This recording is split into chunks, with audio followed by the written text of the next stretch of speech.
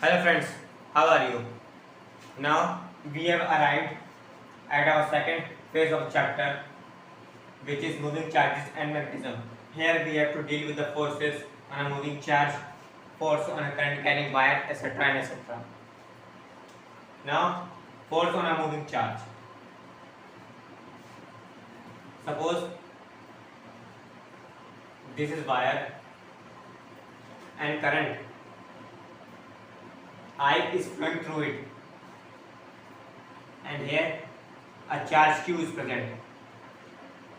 This is our charge Q and this is our wire, and current I is flowing through the wire. Then this wire, this charge will experience no force, but if we provide a little velocity to this charge, then a charge would deflect in the direction of the wire, like this. This is a wire and current I is flowing through the wire, and this is charge Q. Then the charge Q will not experience any kind of force. This we have already learned in our lecture 1, which is Christian Oersted experiment. But if we provide a little velocity to this charge, then the charge will move ahead and gets deflected towards the direction of the wire. Now, here the force, that means now it has experienced a force, which is not the electric force, which is the magnetic force, because we know from our first lecture that a current carrying wire develops magnetic field around its wire, around it. We can say that a current carrying wire has the tendency to develop magnetic field around it. So the formula of finding the force in this case will be F equals to this charge Q into B cross B. This is the formula of finding the force. F equals to Q B cross B. Now, important takeaways from this formula are: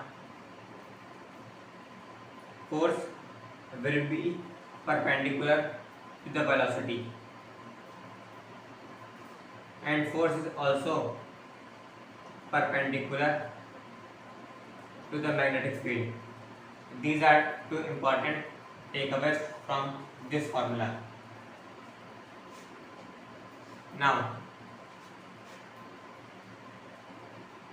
force will be zero if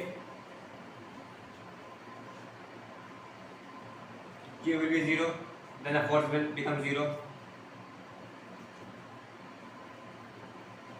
V will be zero, then the force will become zero.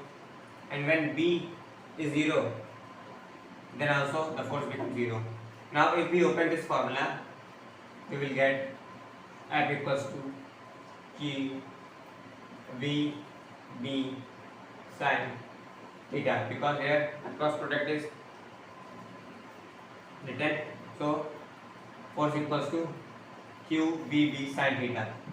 Now force will become zero if Q, V and B will zero. If Q is zero, then the force will be zero. If B is zero, then the force will also zero. If B is zero, then the force will be zero. Now, what can we say about theta? Now, if theta equals to 0 or 180 degree, then we can say force is 0, because sin 0 and sin 180 is 0. So we can say if theta equals to 0 or 180, then the force will become 0.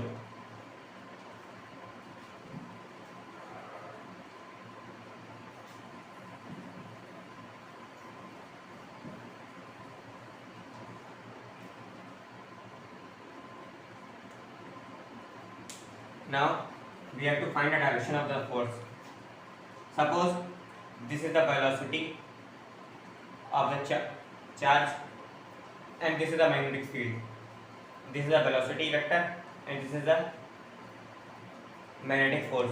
So if we encircles our finger from B to B, this is velocity and this is magnetic field, and the position is like this. If we encircle our finger from B to B, then the direction of thumb will give the direction of force like this.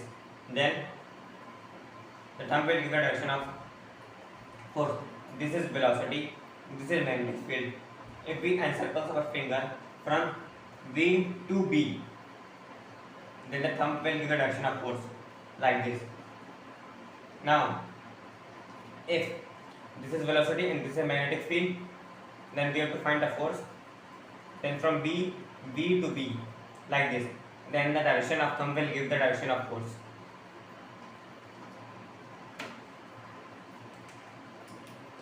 Now, direction of force will be given by this formula. By this method will only applicable to the positive charge. Now, what can we do if we are asked to find the direction of force on a negative charge? For negative charge, suppose for positive charge,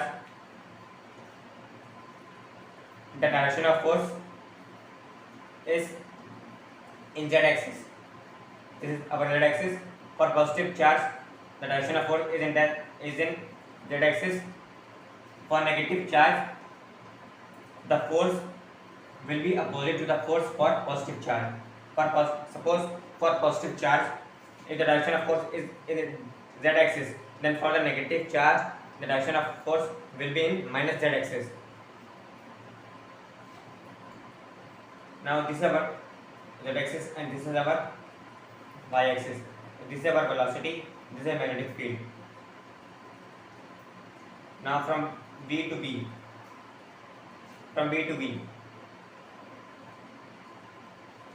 then x-axis will give the direction of field, will give the direction of force, and for the negatively charged particle, the direction of force will be opposite to the direction of force on a positive charge.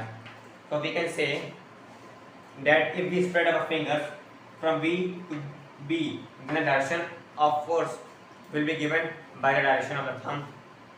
This is for the positive charge. Now what can we do if we are asked to find the force on a negative charge? Then the direction of force which we find on positive charge, if we make this charge in the negative direction, or we can say in the opposite direction, then the direction of force on the negative charge will be arrived. So we can say that direction of force on a negative charge will be opposite to the direction of force on a positive charge.